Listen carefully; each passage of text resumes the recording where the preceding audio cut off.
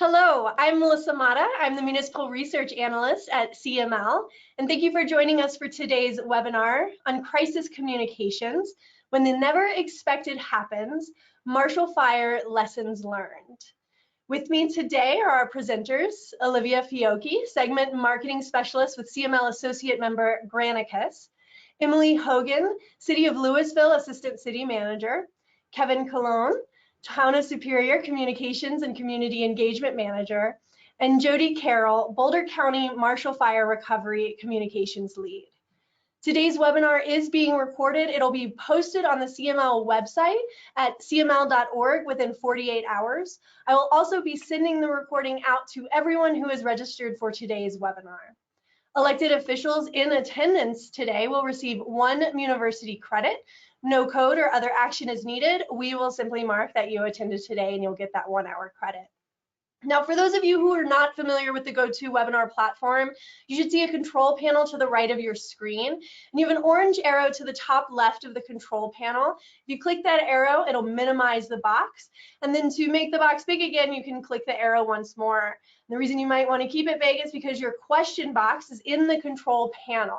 So while all participants are muted for the webinar, you are encouraged to ask questions by typing them into that question box, and we will hold a brief Q&A following the presentation near the end of the hour. So with that, I'd like to kick it over to you, Olivia. Thanks, Melissa. Hi, everyone, and thanks again for joining today. My name's Olivia Fiocchi. I'm a marketing specialist at Granicus, and I'll be moderating today's discussion. It's kind of going to be like a panel interview type style. So a little bit about Granicus. Granicus connects government organizations to the people they serve by providing the first and only unified customer experience platform built specifically for government. The Government Experience Cloud is a comprehensive cloud-based solution for communications, engagement, digital services, and customer service. It's designed to improve internal and external operations, community engagement, resident services, and trust in government. We are going to do a panel discussion today where I'm going to ask our panelists questions. The work they did that is really incredible, so I'm really excited to see their experiences that they share with us today. With that, I'm going to introduce our speakers. So first, Jody Carroll. She has over 22 years communication experience in municipal government, having worked for the cities of Boulder, Brighton, and Westminster. Over the years, she's been involved in several major crisis communication events, including fires, floods, snowstorms, and riots. Currently, she works as an independent contractor, working with Boulder County and Boulder Valley School District. For Boulder County, she has served as the Marshall Fire Recovery Communication Lead since the spring. Jody lives in Broomfield with her husband, Drew, and 2 dogs, Bailey and Cooper. Her son, Andrew, attends CU Denver, and her daughter, Riley, will be attending UNC in the spring. Kevin Colon came into the Communications and Community Engagement Manager role at the Town of Superior in 2020 as the town sought to centralize communications in the municipality. He served in Superior as the Community Relations Manager and a volunteer specialist in the Parks, Recreation, and Open Space Department before that change. His 15-year career prior to government work was centered in the nonprofit sector, where he focused on community development, bridge building facilitation, and human sustainability for various organizations. The Town of Superior is home to Kevin and his family, having moved there 20 years ago. He and his wife, Amy, have 4 daughters, ages 23, 21, 19, and 11. Emily Hogan has served as the Assistant City Manager for the City of Louisville, Colorado since 2019, and previously was the Assistant to the City Manager. She serves as the Public Information Officer and oversees communications, sustainability, and special projects for the city. Emily previously worked at the City of Cherry Hills Village and the Colorado Department of Law.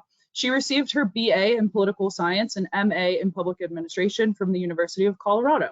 She is passionate about local government and hopes to help others learn from Louisville's experiences. She lives in Broomfield, Colorado with her husband, Bill, and children, Billy and Wyatt. All right, so with those intros out of the way, let's get into the discussion. So with the constant flow of information from social media, whether that's news outlets posting on social media or your cousin posting on social media, how critical was it that you were able to reach people with the correct information first? Well, I can jump into that. It's funny, we just went through an exercise last week, kind of dissecting, how a disaster occurs in Boulder County. And so I think we got a lot of takeaways from going through that process. So it's pretty fresh in my mind. But I would say, I think the idea of getting the right people and the right information was probably the biggest challenge in the immediate aftermath of the fire. And while it was occurring, there were just so many different pieces at play.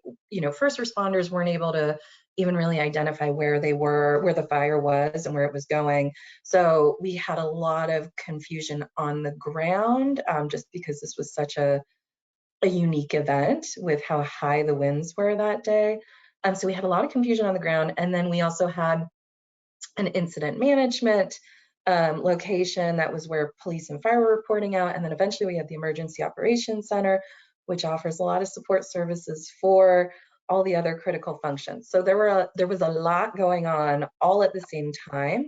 And I think that was probably the biggest challenge for me in the first few hours, was knowing where to go to get what type of information, and if that was the right information, across all of the communities, that everyone was in agreement as things were progressing.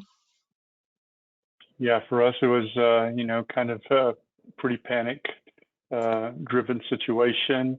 I was actually here at this office around lunchtime that day, a little bit earlier, thinking about, hey, New Year's is coming and we need to be ready for that.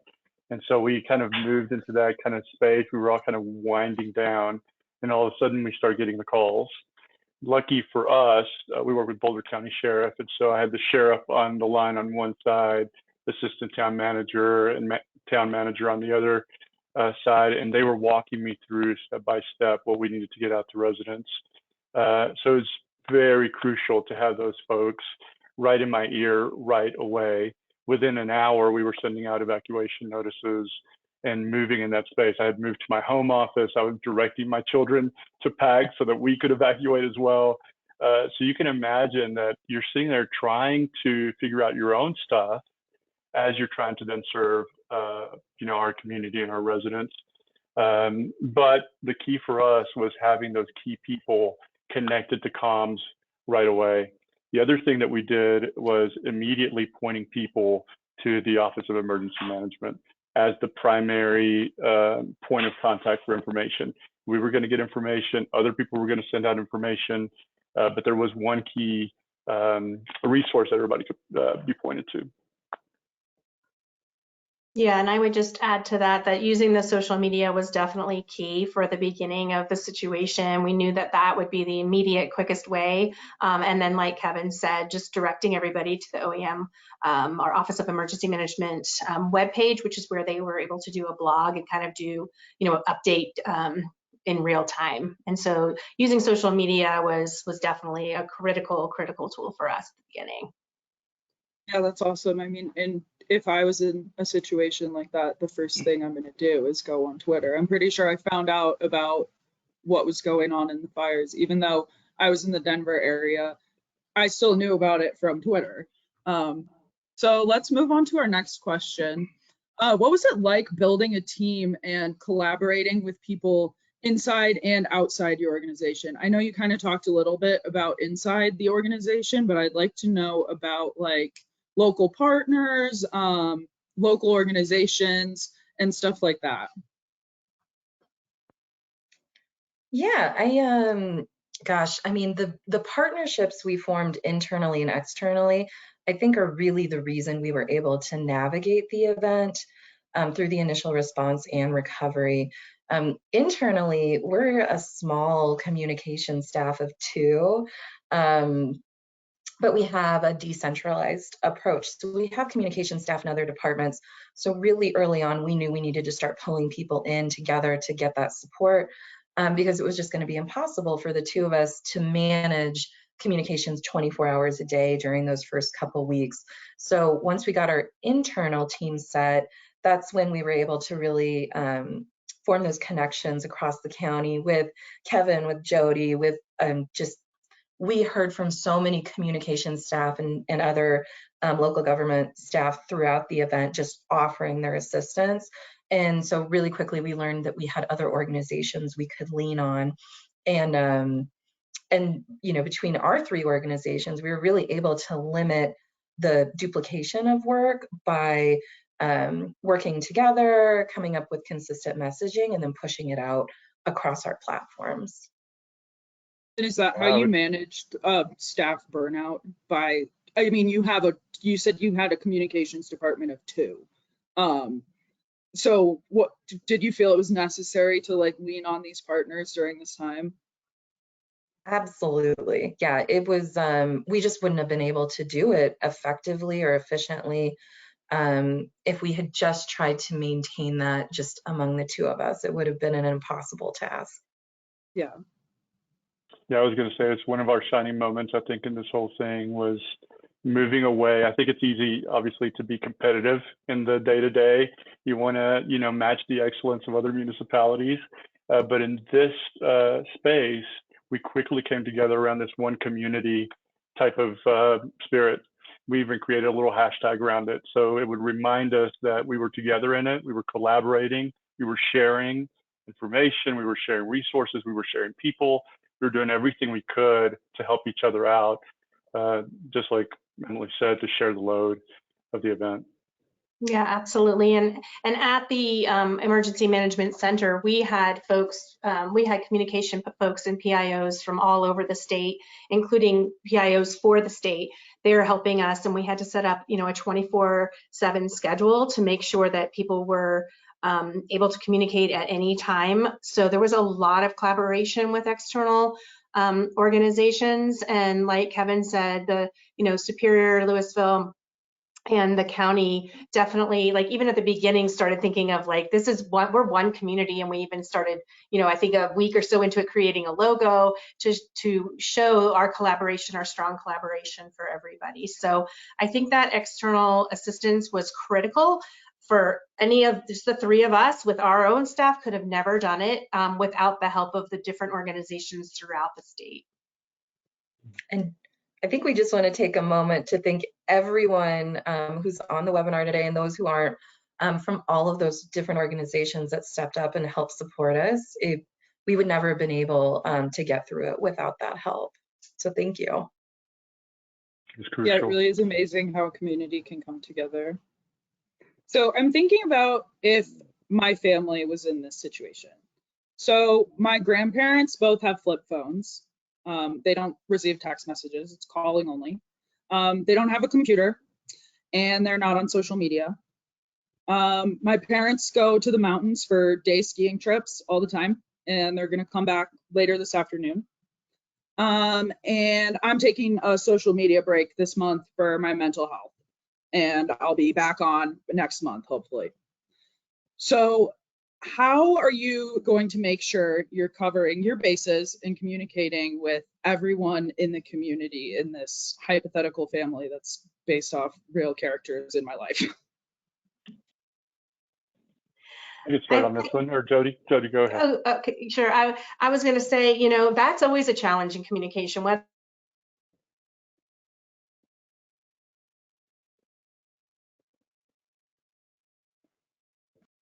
Is Jody breaking up a little bit for anyone else, or is this my Wi-Fi? Nope, it does All look right. like Jody has frozen. All right.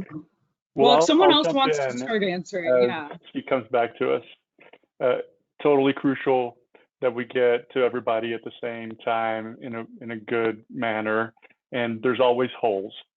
I mean, our strategy was everybody, all our communication channels, everybody gets the information. Every time we get a piece of information, it goes out: email, text, social media, everything we can. But we had to rely on our partners on the ground, our field staff driving around, our sheriff's office knocking on doors, and neighbors that cared enough to share the message. I think that's one of the key lessons in this, is that we have to be able to train our communities to share, not just to consume information, but to share that information, that we're all actually partners in all of these events.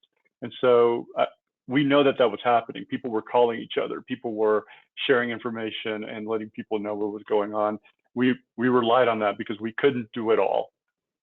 And do you think that was like built up over time, or were you actively trying to push that during the crisis? I think that's one of the lessons learned, that we needed to ask more often. Please share, please call, please do everything you can to get this message, to help us get this message out. Yeah, it's really a community-wide effort. It's a partnership between our cities, towns, residents, organizations within the community. It just takes everyone working together to really make sure the message gets across to all community members. Kind of building off of what Kevin said, I think it's absolutely true. There was this multi-prong effort where we were trying to disseminate information across all of these different platforms. And for us, what we noticed really early on was that we needed to focus on online platforms, but as well as traditional forms of communication. So we did a lot of mailers, postcards. We have a quarterly print newsletter. So we felt it was really important to hit, the folks that are online, but those that aren't and really need that critical information as well. Jody, now that you are back, I'd like to hear what you have to say about it. Did I disappear for a minute there? I was wondering. Yeah, a second. Yeah, you froze for like 20 seconds. Frozen. Well, I was basically just, saying very much what Kevin and Emily were saying, is that we continue to use our digital platforms and hoping that, families that are seeing that can then contact their family members as well, if they're out of town or whatnot. And I know a lot of that did happen because it was during the holidays. There were a lot of people out of town and didn't quite know what was going on. And also, we relied a lot on radio and television as well. Those were always useful as well during that time. Yeah, the partnership with the media was really huge as well, because they had folks on the ground that were able to report out, and they had 24/7 coverage going on as well, which was really helpful in sharing the messaging. That was really critical to public safety at the time. And I also think that it gave us the opportunity to innovate as well. We were able to streamline some efforts by looking at our existing systems. One tool, we really leveraged GIS during the initial response and in the recovery. And ultimately, we were able to use GIS as a communication tool. And we created a building permit dashboard for our recovery site that just automatically populates with the data from our building permit software. So we're able to, find some steps that we could remove by connecting systems. I would also just add that we did also have a lot of live press conferences. And I guess if anything good came out of the pandemic, it was, people were used to kind of getting a lot of information, virtually. And so I think by having a lot of those virtual press conferences and keeping the community up to date, that was also a very, very helpful tool. What type of people were you, I guess, interviewing during the press conferences? Like, who was speaking on those? During the press conferences, it was I believe the Boulder County Sheriff did some press conferences. There were people from all the different organizations doing debriefs of, trying to, cover where the fire was going and that sort of thing. So it was a lot of public officials that were speaking and letting the community know what we knew at this point. Okay, yeah, those are great voices to amplify. Jody said something to me, or Jody just said something that kind of reminded me. I think COVID was actually really critical as well in terms of preparing us for something,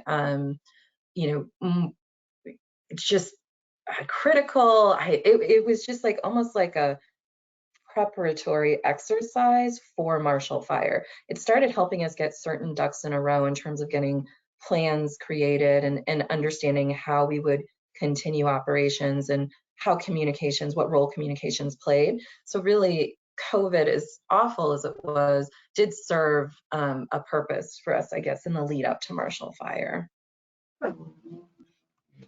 So obviously there is a human element to all this, and you can't predict what the response from residents is going to look like.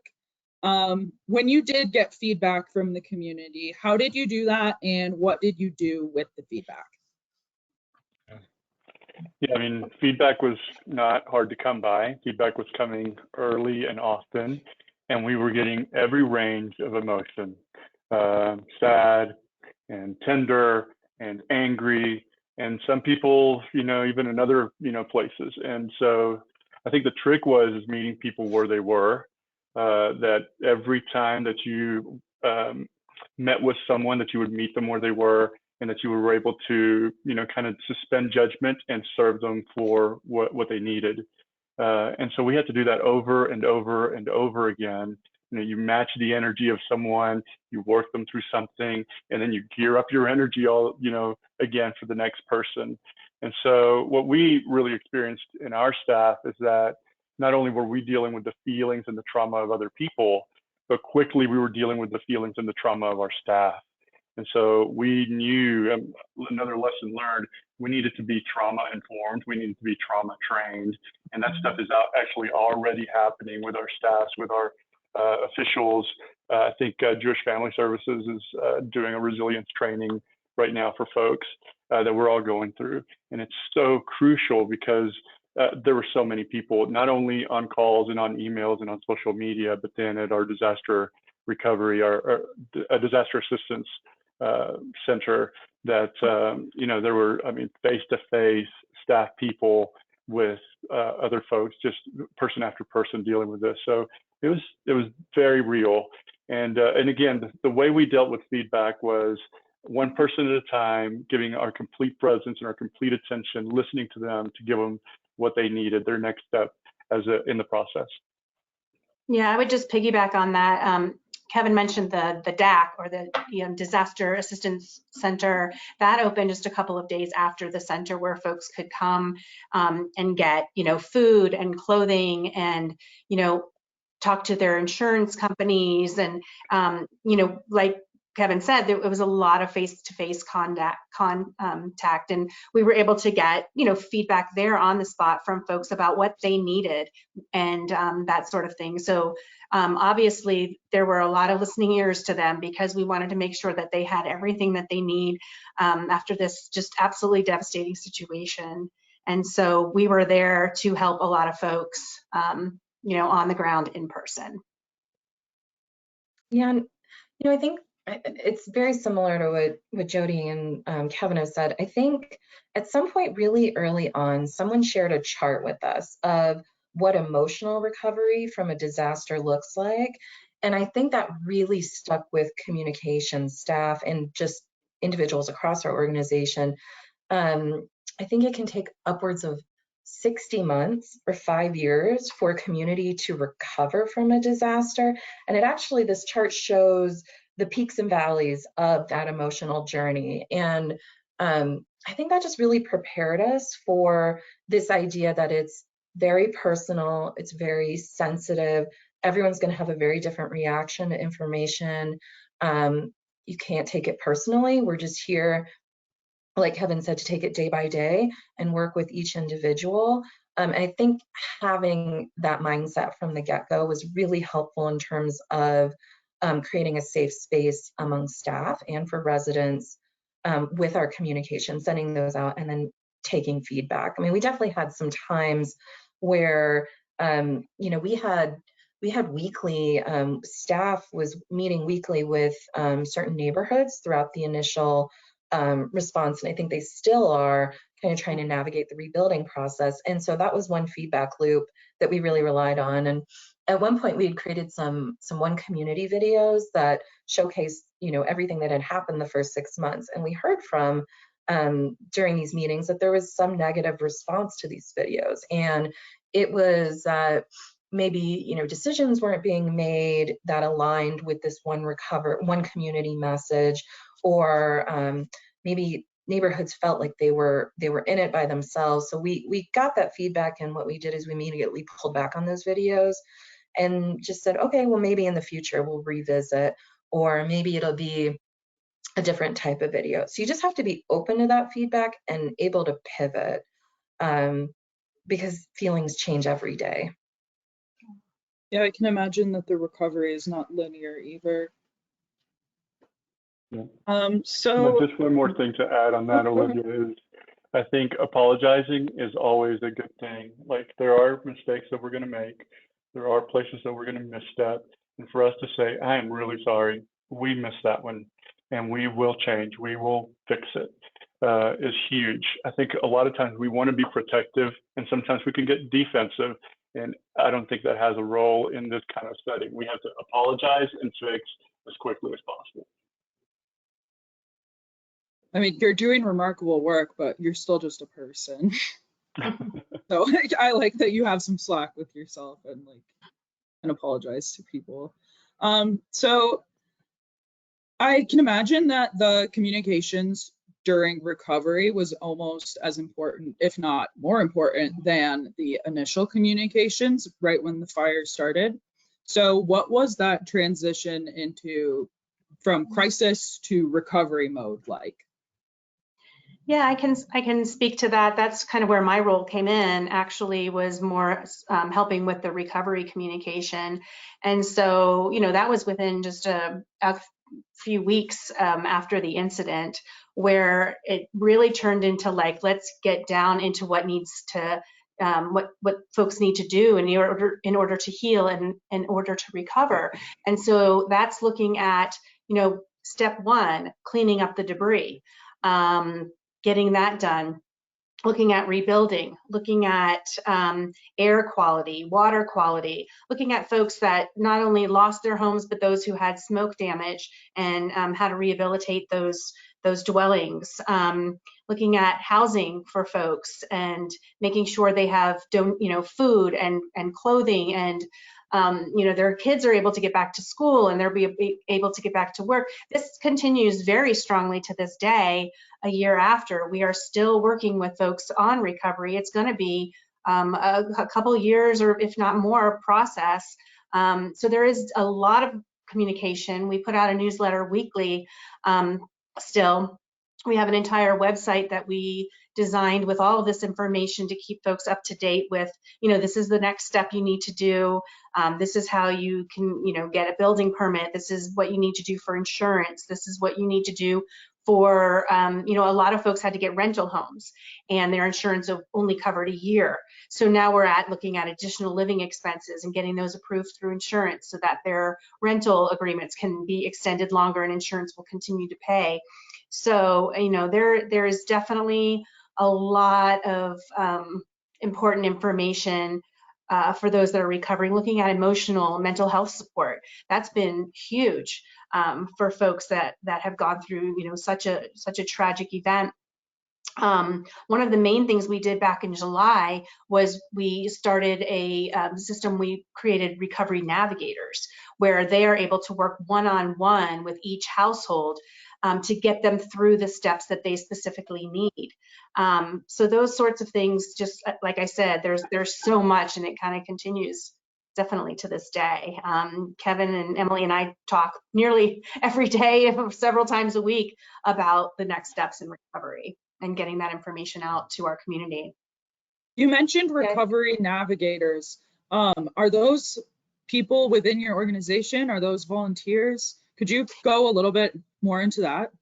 Sure. So that was started with one of the Lutheran Family Services of the Rocky Mountains, where they hired folks and trained them to be recovery navigators. So they're not folks within our organization. And so I believe they have 10 of them now, and they each, have several different clients and households that they work with. And so they're at a physical center that used to be on Main Street in Louisville, and it's now moved to a building off McCaslin in Louisville, in the Marshall Rock Center, actually. And so that's where they're set up. People can physically come in there, or they can do it virtual, whatever works for them, to be able to meet with those folks who are experienced and trained in getting them, the information that they need about insurance, about recovery, about rentals, about, finances and rebates for rebuilding and that sort of thing. I think building off of what Jody said, There's definitely a transition between response and recovery. That initial response, I would probably say maybe it lasted for about 2 or 3 months, and it was multiple communications. In that first week, it was dozens of communications every day over very critical items like you need to boil water. There's a boil water order in effect. Or you need to stay out of the neighborhoods for these safety reasons. Or if you're coming back in, this is how you safely do it. So very critical items, and we were just pushing it out as quickly as we could. When the shift to recovery came and there wasn't as much of an immediate threat, I think we really relied on creating regular communications that the community could trust, especially the residents that had been impacted. So like Jody said, all of our communities have a weekly email that provides updates that goes specifically to those households. But we also had, public facing pages that anyone in the community could go look at to know where we were at in the recovery process. And I think just creating consistent, trustworthy and reliable communication really helped to develop that trust with the city and those homeowners, and then the wider community. And definitely one time we got feedback, it's too much. It's too much information all at the same time, and people are overwhelmed. So we took that and we're like, okay, we can slow this down and do it a little bit more strategically to help them see what they need to see that day or that week. So there was, for me, that was the big defining point. What was the strategy there, doing it with? So what was the strategy doing it more strategically then? The strategy was moving away from daily or every other day communications and going to a weekly, and looking at the content and the information and seeing if it was something that urgently needed to be pushed out as a standalone communication, or if it could be consolidated with our weekly roundup. And we found a lot of information could wait until that end of the week before making its way to homeowners, or that they were hearing about it from other sources or other communities. So we really just kind of tried to look at the bigger picture and figure out where everything made sense and how it all worked together. Yeah, for us, I mean, response was definitely all hands on deck. Whoever can help can help. And I think the shift that when we started seeing a shift was one of the things that happened was we elevated one of our staff into a disaster preparedness and recovery manager, Allison James. And she took on that role and started centralizing the information, all of the players, what was happening. So we had one point of contact that then could direct different things. And we then started seeing that change happen. Our website morphed, our communications morphed, our staff roles got a little bit more defined. And so that really helped in the middle of that. Every municipality had a little bit of that kind of happening, whether it was internal or I think, Emily, you guys had somebody from the outside come in for a while, right? From Longmont, I think. Longmont very generously loaned us a recovery manager for all of 22, which was huge. It made such a big difference for us. Yeah. And so those are some of the things that we saw in the shift. Could you share some advice for other people on today's webinar based on the lessons you learned? It can be things that were successful or things that you wish you could have done differently that you would recommend others in a similar situation would do.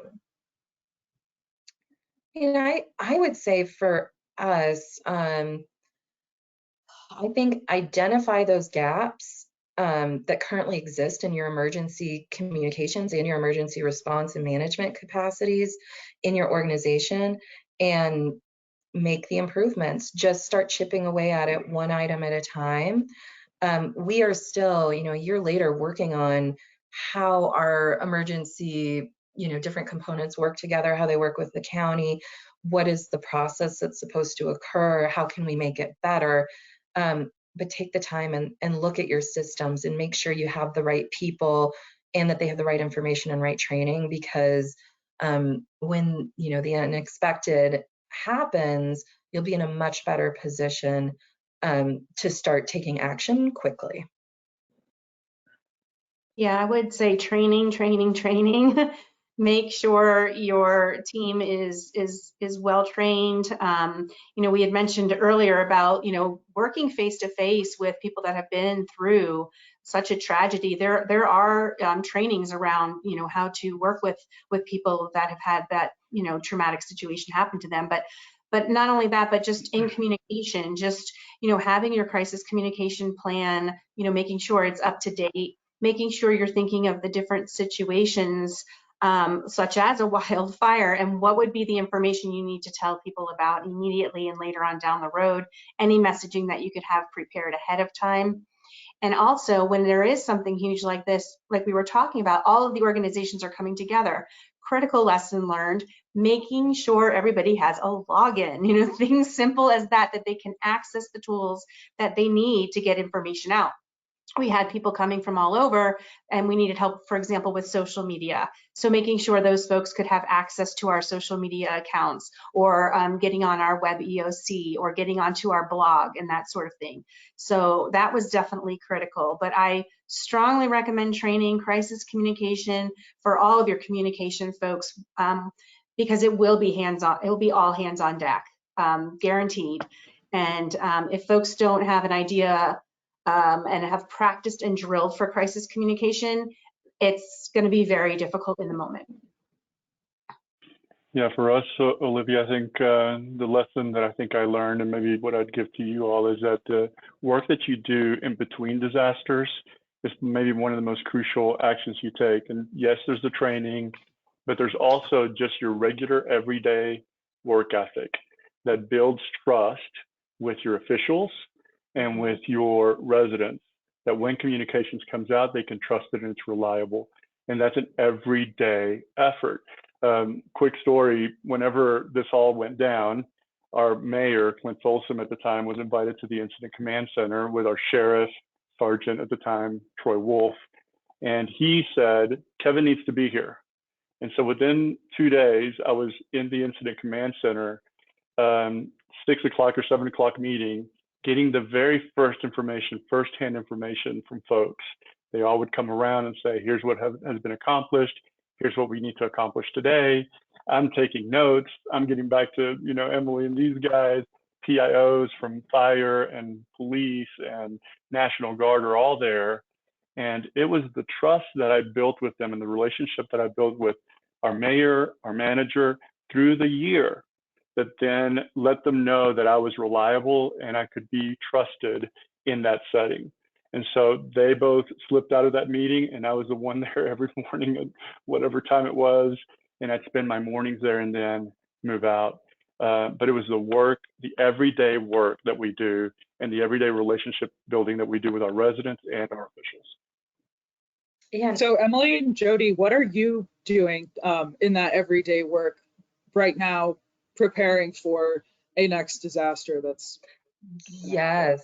And I would just say, I'll talk a little bit about what we're specifically doing at Louisville, but I would just say to everyone here, you don't have to figure it out yourself. Talk to the communities that have been through it. Reach out to us. We're happy to walk you through what we've learned and what we are starting to do in preparation for the next disaster. Your counties, the state, all of these emergency operation functions exist, and you can make those connections and start getting that information now. You don't have to wait until a disaster strikes. So, but yeah, we looked to other communities that had been through wildfires out in California, and we worked with them very closely and looked at their websites and tried to figure out what worked and what didn't and how we could replicate for us. So you don't have to reinvent the wheel.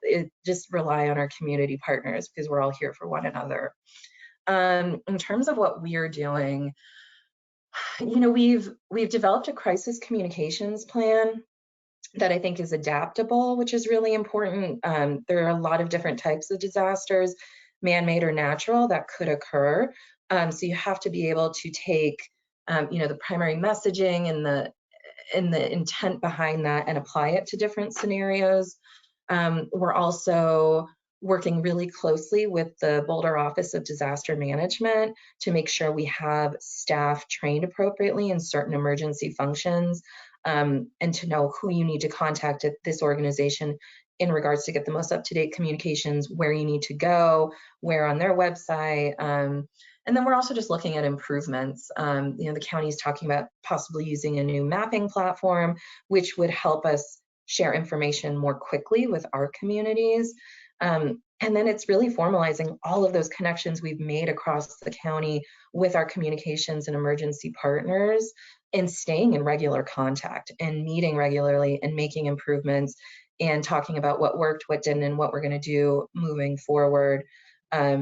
So it's just kind of the new normal. I mean, emergency management and disaster response is now part of that core operation that we use as a city now, and that our community expects. So just making sure you have the capacity and the skills to do what needs to be done. I love this community in Colorado where everyone can lean on each other. I don't know if it's like that in other states, but it's really cool to see. Jody, did you have anything to add? Yeah, I would say at the county, very similar to what Emily is talking about, working really closely with the Office of Disaster Management to make sure all of our communication folks can get trained up. There's a very good training for those of you that are interested in Maryland at FEMA. I think it's called Emergency Management Support Systems. And I've been there twice. It is amazing. You go through some role playing through, made up disaster, and you do live press conferences and that sort of thing. So that I think is a really good resource. But also at the county, we're making sure all of our communication folks are trained up in crisis communication. We had a few of them trained up, but now it's like everybody is going to be trained up, and making sure that our crisis communication plans are current and up to date, and putting together what we can for pre-messages and getting those ready to go, because there are certain wildfires, snowstorms, and those sorts of things that we can always have some messages prepared for ahead of time. And I know our sheriff's office is also hiring another PIO to have some assistance there, because right now it's just one person. So they're looking at all of that as well to make sure that when the next disaster happens, we're more prepared. And I have one more. I'm going to just make a plug for all the communication staff on this call. Advocate for the resources you need ahead of time, before you need them.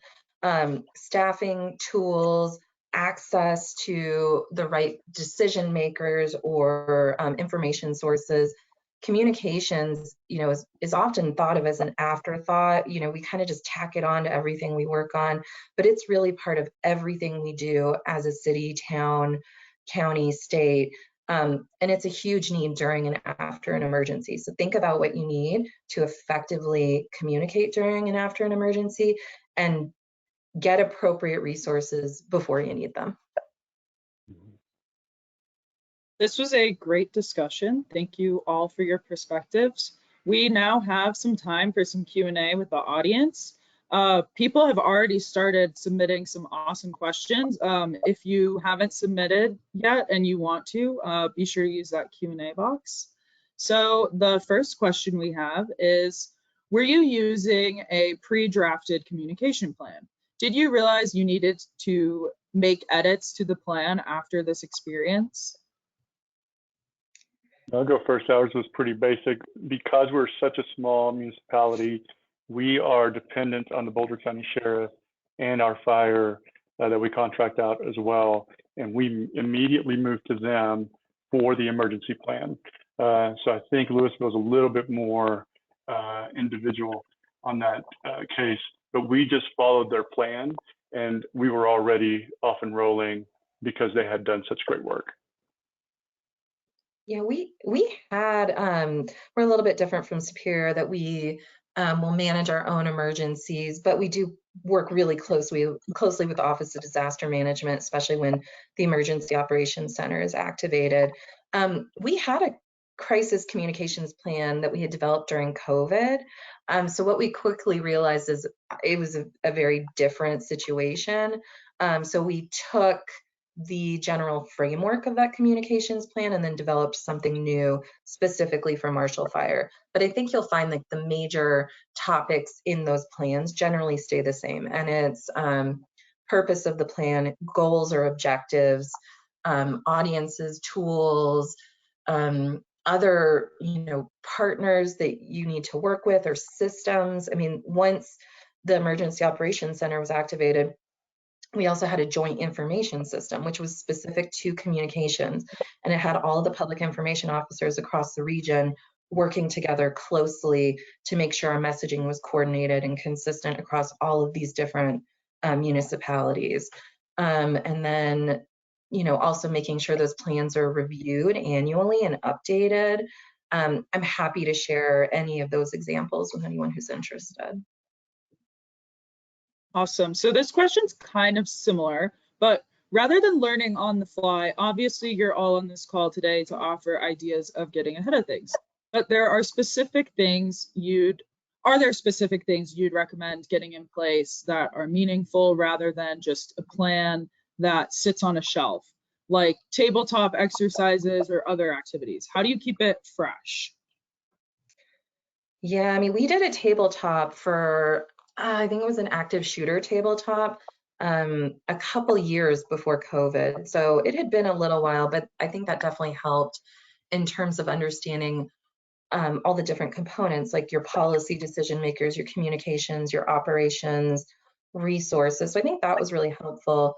But I would say working closely with your emergency management partners, whether that's provided by the county, state, or your own organization, and going through a mock disaster is really critical, because you will know how all these pieces work together, who you need to contact, how you get in contact, and what the typical process looks like.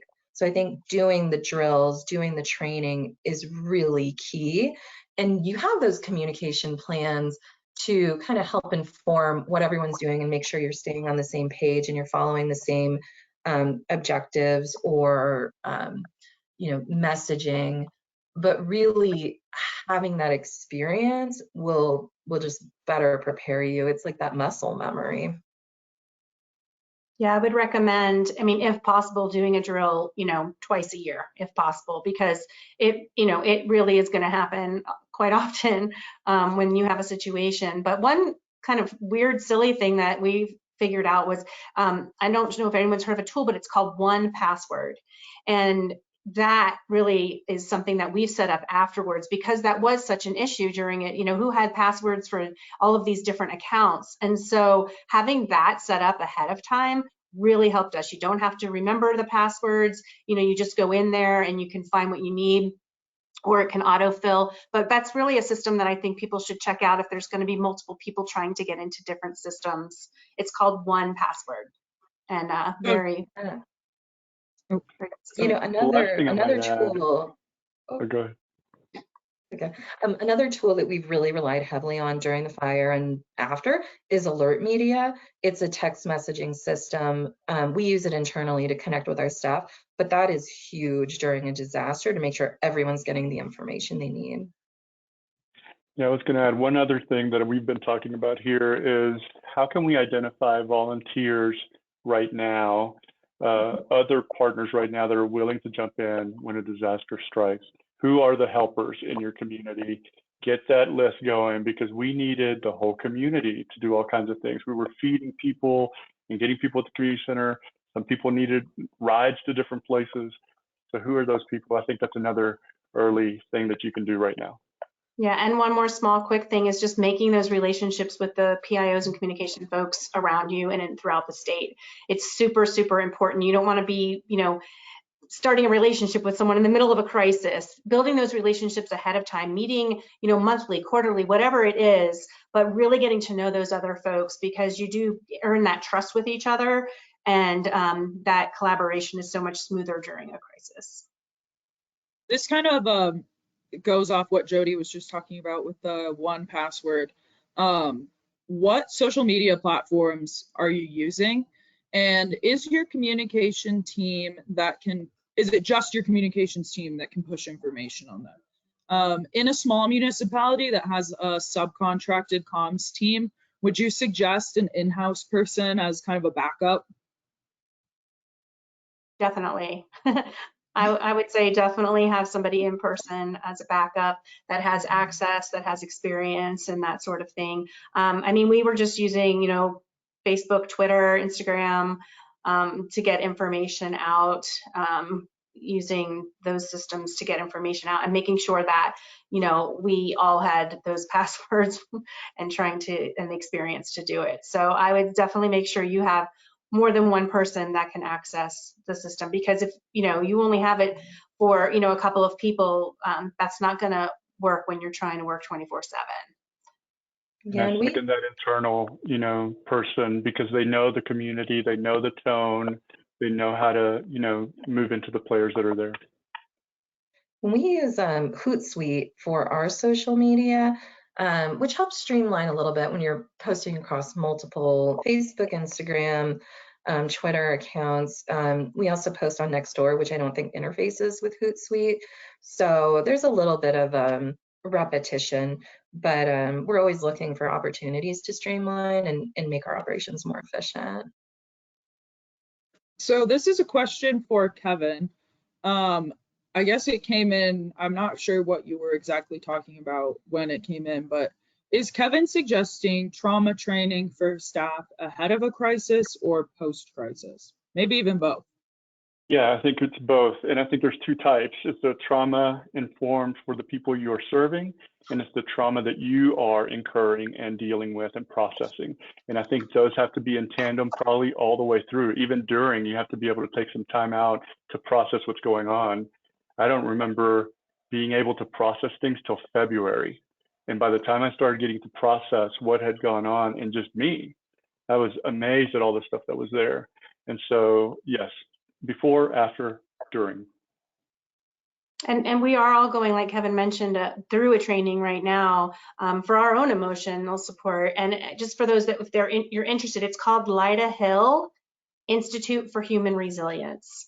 And it's a resilience training through that organization. So before, during, after can be utilized. In the way that COVID was preparatory to reaching people in an unexpected emergency, have you learned ways to apply this to the expected, for instance, snowstorms like today? Yeah, I mean, we've definitely made some process improvements just in regular delays or, you know, closures. Absolutely, we learn from it in a lot of different ways. You know, operationally, we're able to really react more and be better prepared for minor and major incidents. So yeah, it's just really learning and building off of that. And you know, another important part that kind of popped up for us during recovery is just staff turnover. People leave, people come. It's really hard to keep everyone in the loop to that information. So I think setting up some regular updates, like right now I'm going through all of our communication plans and making sure I have website admins, just doing my housekeeping and making sure I have the most up-to-date information readily available. I'm sure that there were people who wanted city staff to intervene in private contract issues, like between homeowners and insurance companies. How did you navigate that pressure and communication challenge? I mean, I think just making sure we had consistent messaging coming from all of our staff across the departments on what the city could and couldn't do, and also having resources for where we could direct folks. We leaned really heavily on United policyholders, the Colorado Division of Insurance. We just want to make sure that it wasn't like, oh no, that's not, we can't help you with that, sorry, end of story. We wanted to say like, I'm sorry, the city can't intervene or be involved in this issue, but you should reach out to A, B, and C, and they'll be able to help. And I think, as Jody said, the recovery navigators have been really instrumental in that. Yeah, the recovery navigators were advocates working for the homeowners, working with the insurance companies and in any way that they could. So they were really the advocates for them and still are. In the aftermath, has the council or other entity looked at readiness of your citizens, i.e. those who were not already prepared for an emergency and were able to evacuate smoothly versus those who are not? And have you looked forward to preparing for any future emergencies, preparing citizens for future emergencies? Yeah, our trustees, I mean, they're part-time folks. They have full-time jobs and they come in to do this job.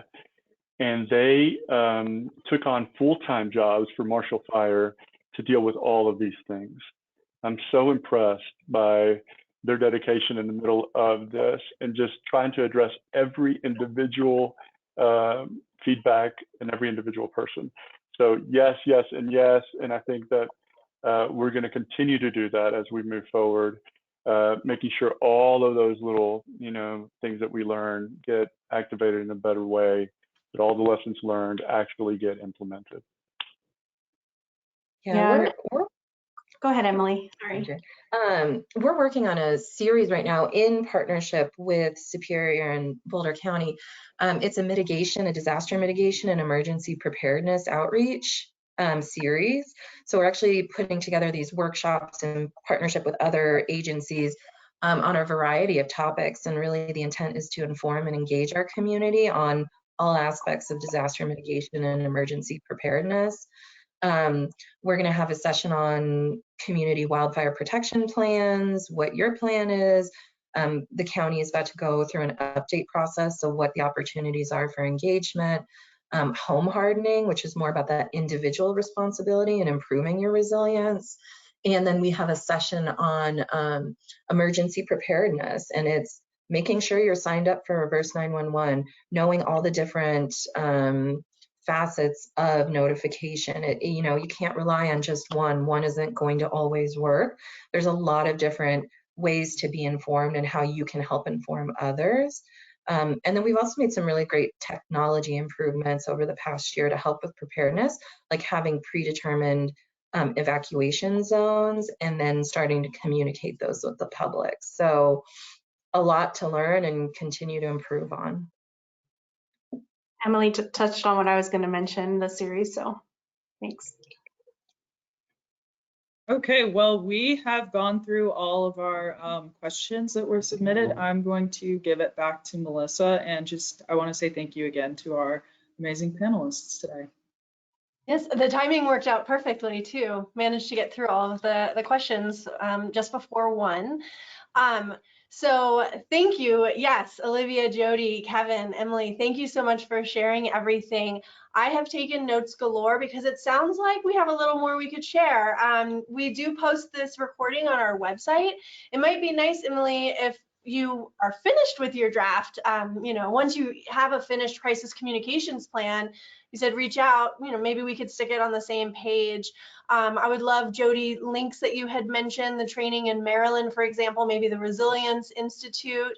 And there may be a follow-up training too once you guys finish your workshops. Maybe there could be a how-to, set up a workshop in your community. I don't know. I feel like this just kind of grazed the surface of a lot that you can share from such a terrible experience so that other people can prepare.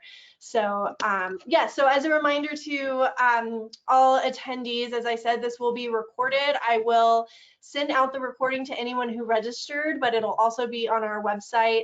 I'll add links and documents as I can get them from our presenters. But thank you so much, all of you, for coming on to share this. And that concludes the webinar. If you have any follow-up questions, I'm going to copy our presenters on the email that goes out tomorrow, so you'll have their contact information and you can reach out. So with that, have a great afternoon, everyone. Thank you. Thank you. Bye.